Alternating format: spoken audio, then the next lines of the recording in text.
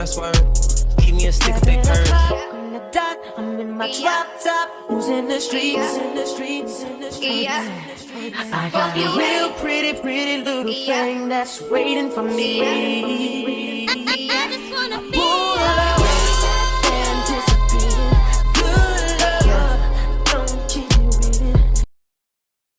Baby, I know I'm probably late to the party, but all this Allie Carter situation.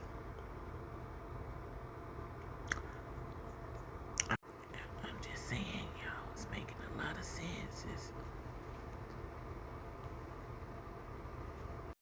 And y'all know, I think that list gonna come out today. I feel like that list is either gonna come out today or Monday. And just think about everything that's been happening. Anybody that know anything, yeah, they've been magically having shit happen to them, like Wendy. You know, the stuff that happened with Jamie. I'm just saying, it's all. And then, you know, Jag all over the place. One minute I believe, or the next minute I be like, where did you, what movie did you see that off of that you decided you wanted to plug into your shit? But baby, Miss Allie Carter, I don't know. She said that Hollywood Fire thing was gonna be happening. Look at all them people. You know, shout out to the people who just got to Hollywood and all of this stuff is happening. Y'all don't know, like, it's some popular content creators that are literally losing their homes, y'all. Like, it's crazy. When I say the saying, who is first shall be last, and who is last shall be first, some of y'all get, hey, your time is coming. You better take heed and take example of what not to do with how they reconstruct and everything. I know I am. Cause I'm ready, Lord. I'm ready to do what you called me here to do. I'm ready. But baby, it is going down. I know a lot of people relate to us because there's something that has happened in your life that you can relate to. So stay with me. The Getty's burning? Is it? Because didn't I tell y'all that? Didn't I tell y'all there will be an accidental explosion? Accidental fire? And the next thing you know, celebrities' homes would be on fire. Things would be on fire. I pray for the people in its path. But I also pray that it exposes the things that it needs to expose. But y'all have had that narcissistic person in your life, right? Where you're like, I could try to tell somebody until I'm blue in the face what happened. When it comes to you, you're never going to own up to it. You're never going to be honest about it. Don't expect that, right? Our focus belongs, and that's on the children. I don't care what happens to us. I don't care what anybody has to say about us. I don't care what somebody is going to lie about us, from we are AI to we are real to I don't even know. I don't give a shit. The line of threats of people saying they're going to murder us is getting so long that it's losing its sting. Do you know what I'm saying? Like, how many people have said, I'm going to kill you? Okay. Alright. It's whatever. Because my focus will never detour from the children.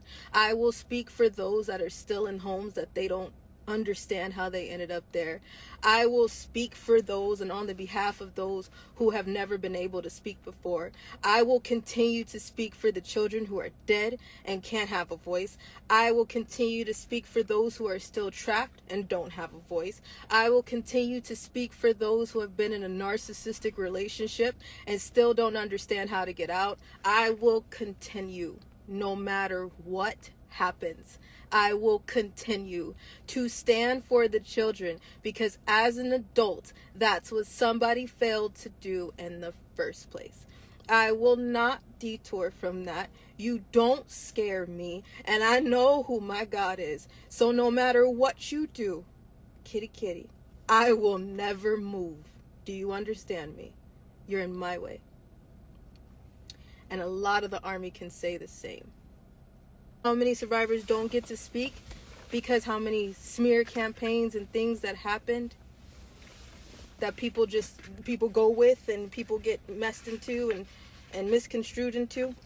Let me give you something. I've given y'all so much, been so transparent with you.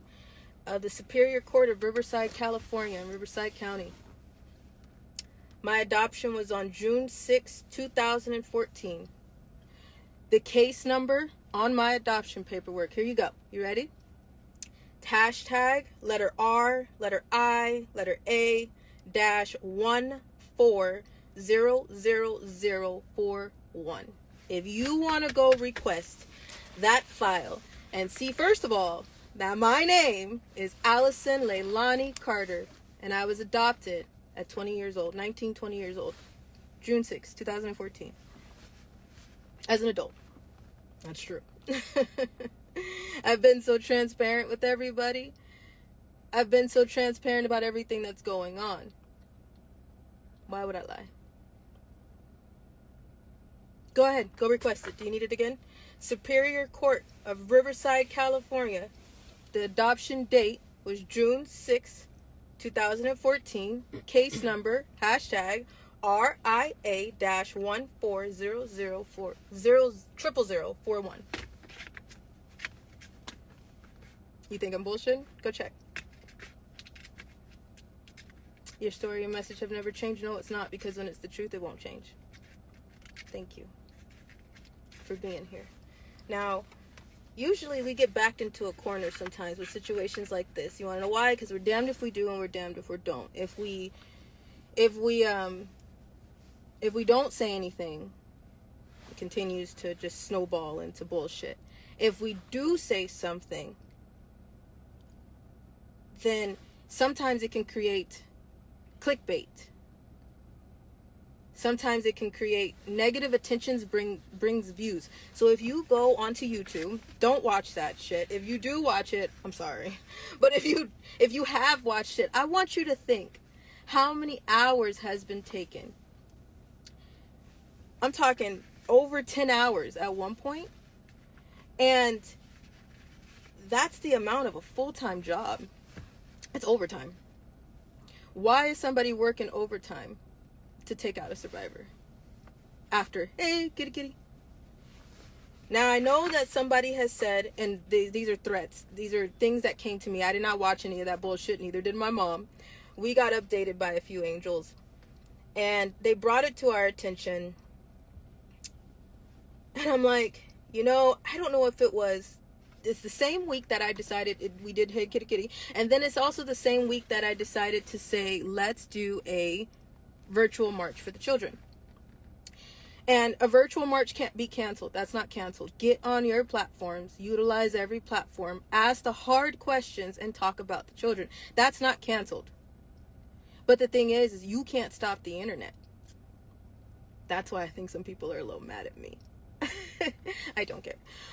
Next, I don't know if it was that march, this march we're putting on this weekend. I don't know if it was to talk about MK Ultra. I don't know what angered people so bad that a wolf in Truth Teller clothing came out and said that they were going to kill us because they're Black Panther too. You guys have watched a lot of this. I'm not mentioning any names. It is what it is. You're going to probably see a lot of people jump up right after I turn this live off. Listen. If you pay very close attention, listen, somebody will tell you. You have a wolf in Truth Teller clothing. You have a prison convict who, if you look at the background, is known for beating the hell out of Black women. Somebody needs to call his parole officer, for number one. For number two, then you have, I don't even know if this is true or not, but you have a patient from the Patton Hospital Criminally Insane Mental Ward that is in San Bernardino, California, that is speaking and saying they're my surrogate. I don't know if it's true or not. But if this is the patent patient that I do know of, again, patent for the criminally insane patient that we know of, look it up. There's a record. If this is the case, this woman has supposedly 6 kids. Where's all of them? If you guys check, I put out a piece of evidence in on my TikTok. It's on my Telegram. If you go through those CPS reports range from 1994 to 2006. I met my mom, my mother, my twin right here, in 2009, 2008, 2009-ish? 2009-ish. 2009-ish, okay? So from 1994 to 2006, whose fault was that? Because damn sure wasn't my mom. It seems like a lot of people are projecting, I know it, they're projecting everything that they're guilty of, from selling drugs, abusing other children, abusing me. We're not going to talk about in the CPS report that, do you guys know what severe hyperthyroidism is? Do you know what it is? Hyperthyroid. There's hypo and there's hyper, okay? And one of her kids has severe hyperthyroidism. She used to have these bulges in her neck. When I was about 12 or 13, 12 years old, I'm telling you, from the time, I've already told you, I've been into Chino Hills Hospital. I've gave you guys a lot. A lot that can connect the dots. I've always redacted everything. I never gave you any names. I haven't given you some stuff because I've kept shit redacted because there's minors on the case. There's other people on the case. I've backed up a lot because I'm like, some of these evil, demonic people, especially Rosemary, Satan's mother, is still alive. So I've backed up and I didn't give you guys some stuff because I was like, the dots will connect when they need to connect. But apparently, let's connect some for you. At the time, before I turned 12 or 13, I thought everything was normal in my life. I told you that several times. I thought the abuse was normal. I thought the rape was normal. I thought that the being put into my surrogate's bed at night in Benadryl was normal. Melatonin gummies, normal. Bombay gin and pineapple juice was normal. For 7 years old, I thought that shit was normal. I'm telling you right now, I was okay with it. Until I turned 12 or 13, I went to school and I started asking questions to other kids. Like, how does it work in your house? Now, I know black culture is different, but how does it work in your house? Now, the black culture, the black kitties, the Black Panthers that I grew up with, they were very racist towards all white people. You guys can see that. You guys see how Black Lives Matter, a lot of those Black Lives Matter people are very racist. I mean, have a passion of hatred for white people. Y'all see that. It's going on all day, every day right now. But they had a hatred for white people. I mean, an absolute hatred. Okay? I couldn't have any white friends, couldn't be around any white people. Hated it.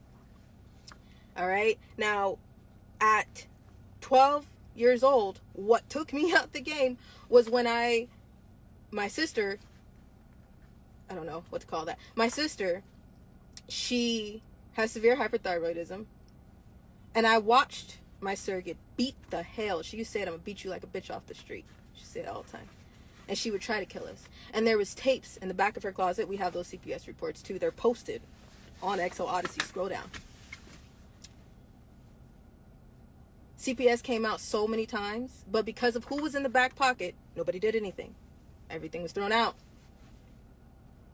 Until one day, I was like, again, 12 or 13, and she had severe hyperthyroidism and her neck was bulging. Really, really crazy. And she pissed her off. So she was just beating the shit out of her. She would call her friends over to watch her do it. She was beating the fuck out of her. Okay? At the time, my sister was 16. All right? And I would never interfere because I'm like, if the thing is she got a check for everybody. So because of that, I was like, I'm not going to interfere because I got in trouble different. We all lived in the same house but went through different things in the same house. Okay? So she was try to stand on her neck.